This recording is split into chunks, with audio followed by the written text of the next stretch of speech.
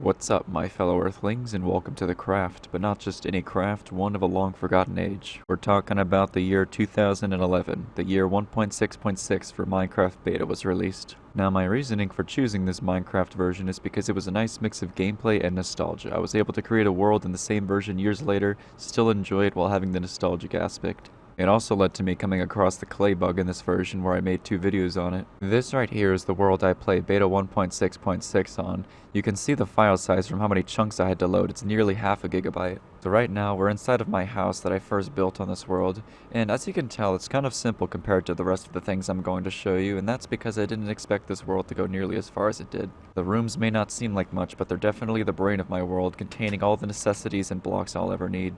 So starting on the very bottom floor, we have something that resembles somewhat of a garage that I don't really use for anything except storage for maybe my mob farm. As you can see, we have plenty of arrows, bones, and feathers, because zombies drop feathers, not flesh. Our garage even has a window for our more unfortunate friends in their impending doom. And if we go up the stairs, we'll be on our way to the farming area. Now, the farming area would be a good food source, but it's obsolete because I later figured out that in this version, the Nether is an infinite supply of food, because zombie pigmen drop cooked beef. This floor also has a window for watching the unfortunate ones die.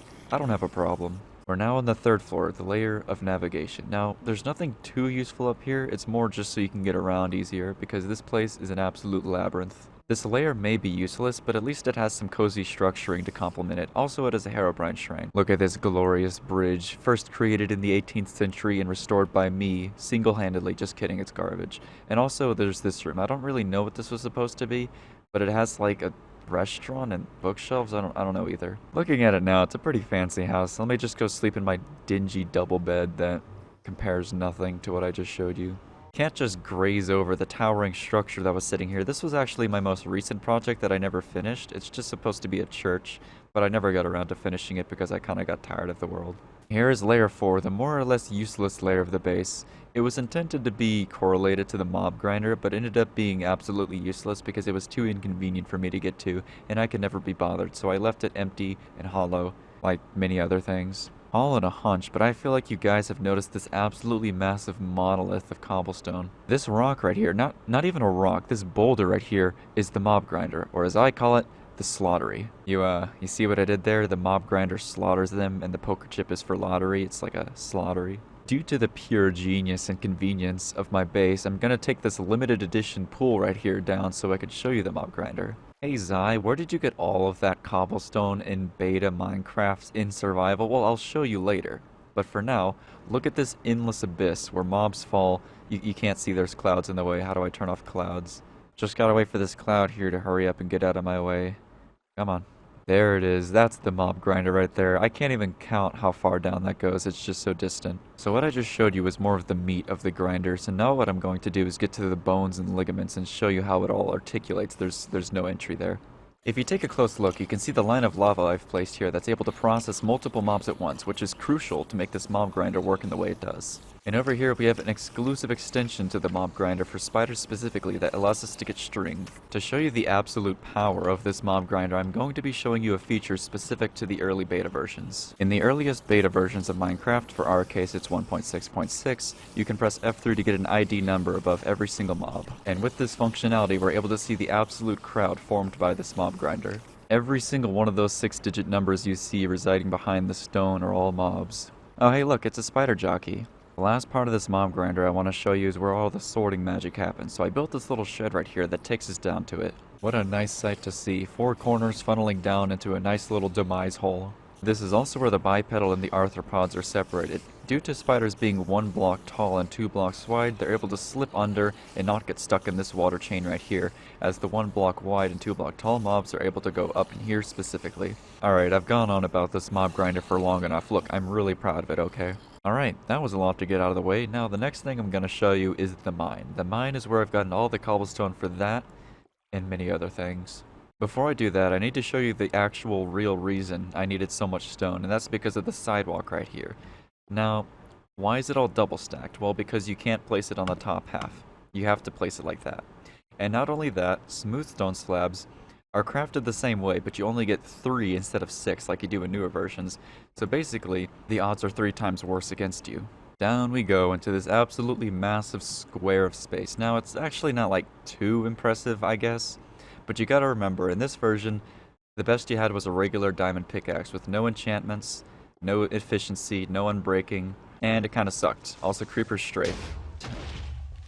Actually, these creepers will be perfect contestants for the next topic of this mine, and that's why and how I blew it up. I've used nothing but explosives to clear out the majority of this mine, and it's because I have access to all the gunpowder from the mob grinder. So originally, the cobblestone that was provided from this mine to build the mob grinder served it, and then allowed me to get gunpowder back and blow up the mine to dig it out even more. It's all a giant cycle. Not really. But you may have noticed these levers on the ground here, and the reason these are here is for the explosion aspect of this mine, because if I dig out a little 2-block hole here, fill it in, and just blow it up like that, it will blow out a perfect 3x3x3 area, which makes mining nice and clean. There was no real purpose to this mine here other than just getting cobblestone, but I think it served its purpose well, and it will continue to do so as long as I need it to. Up here we have a decorational but useful sugarcane farm that I have used for bookshelves in the past. You gotta give me credit here, this is the cutest storage I've ever made. Look how secluded it is, and it carries like no sugarcane because I used it all. Right outside of the mine entrance is a fancy pool with 2 layers of elevation and a hot tub, and to top it all off, there's a secret entrance leading down to the mine, in case I'm just that lazy. And over here we have the furnace warehouse, which is helping pollute that filthy water over there, but also giving me plenty of convenience. I'll never need more furnaces than this. My reasoning for building this is how often I actually needed to use furnace, and how many furnaces I did use at once to smelt the stone to make all this sidewalk. So I just got to thinking, well, that would make a really cool looking build that would fit the area because I'm very much of an industrial person, so let's make an overkill amount of furnaces that I'll never use. I actually do use the furnaces. Sometimes I have to use up to 16 at a time, while also getting a very nice view of the mine below that I just showed you. Pretty neat, isn't it? If we keep on walking, we'll approach the subway, which actually doesn't lead anywhere useful, it just ends up over there. But we'll also come across this giant cactus tower, which serves me decently. It produces a little bit. Now, I don't have any actual use for all this cactus. It's just really satisfying to have. Like, maybe once in a blue moon, I'll have to use green dye. Cacti's only use is to make more cactus farms. It's like Skyblock. Oh yeah, you remember that sugarcane I planted over there? The reason I said it was decorational is because I had originally made some over here in the first place. And why would I make some more? Well, because I think it looks really nice. That's kind of the reason I made it in the first place, but it ended up being a better sugarcane farm than the original one. For convenience purposes, right outside of my walkway, as you can see, here's the minecart station, because travel is an extremely important thing in this version, as sprinting is not allowed. Using my absolute expertise of redstone, I was able to create an AND gate featuring the detector rail and a lever that decides whether I go left or right, and that's basically all it does. Another thing I ended up abandoning, like the church over there, was a second floor to the minecart station because I figured I would add more destinations, but I just never got around to it, so all we're left with is this walkway. And it's a pretty nice walkway, I think it makes up for it. With this lever flicked down, we're going to be going back to the mines I had shown you earlier, so obviously we don't want to do that. We want to go to the Sandland, which is what I called it. I know it's stupid, but I called it the Sandland. It's not as dumb as the Cave Yard, which is what I called the mine. I almost missed that minecart. And here we are zooming at 8 kilometers a second, which is the fastest we're able to possibly go in this version. It took a pretty long time to build. It looks pretty fancy, doesn't it? Just for a minecart rail. This goes on for quite a while too, which required a lot of digging as well. Are you impressed yet? Please just make me feel better. My main reasoning for all of this digging here is so that I could find new caves, and with new caves I can get more diamonds, because I needed plenty of diamonds to make those diamond pickaxes and mine through the mine as I did. I have mined so many diamonds in this version, it's stupid. The amount of diamonds I've mined totals out to 274, which leads us to the grand total of 31 broken pickaxes. There's actually no other reason I take this railway, it's just so I can deplete the earth of valuable resources, and well, I'm just kind of out here now. The Nether and older versions of Minecraft had literally nothing at all to offer except tons of free food, which is how I got all this free cooked beef or pork chops, whatever. See, I've never been a big fan of the Nether ever, and what you're looking at right now is all I've built in this dimension.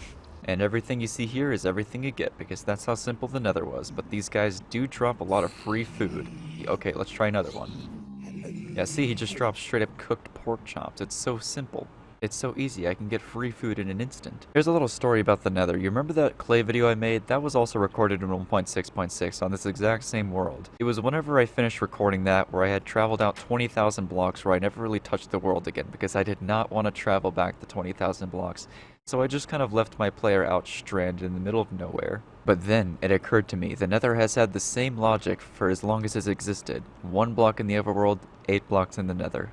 So down I dug, and I was able to hear a little pool of lava to my side, which I dug to, poured water over, and was able to get the obsidian needed for a portal. But the mistake I made whenever mining that obsidian is that I only got 10. I only got 10 to make the portal into the Nether, but I never thought about getting another 10 to get out of the Nether. But it was at that point I realized I can just go find the original portal to the Nether, and that'll take me straight home. And of course, after a 2,000 block journey through Nether's nowhere, but I think that was the point where I truly got to appreciate the Nether, as it was my saving grace and my only hope to get back home in a reasonable amount of time, cutting down my overall travel time from over 16,000 blocks down to just over 2,000 blocks.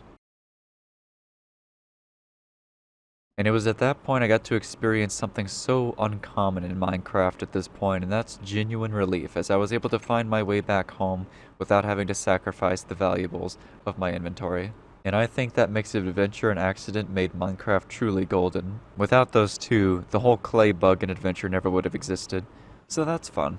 Also, I think I've just about shown everything that I have to offer in this base, so what I'm going to try to do now is go into like Planet Minecraft or something, and look for texture packs for this specific version. Alright, I got a texture pack working for this version. It's called Gladiator Craft version 2, and it doesn't look the best, but look, I'm here for the experience. I'm doing this for the experience. And now we can... okay, it crashed. Gladiator Craft crashed too much, so I got this one called nyan.zip, which seems to work much better, and I mean, it seems to work at all. Be honest with me, would you sleep in that? I know I would. I'm sure whoever made this just ripped off another texture pack but just added rainbows to everything, and what's going on here? The netherrack is literally a water block. Even if this texture pack is a little bit garbage, I played with texture packs all the time as a kid, and seeing them again from such a long time ago feels very nostalgic. I don't know, I just miss it, and I'm probably wasting your time too.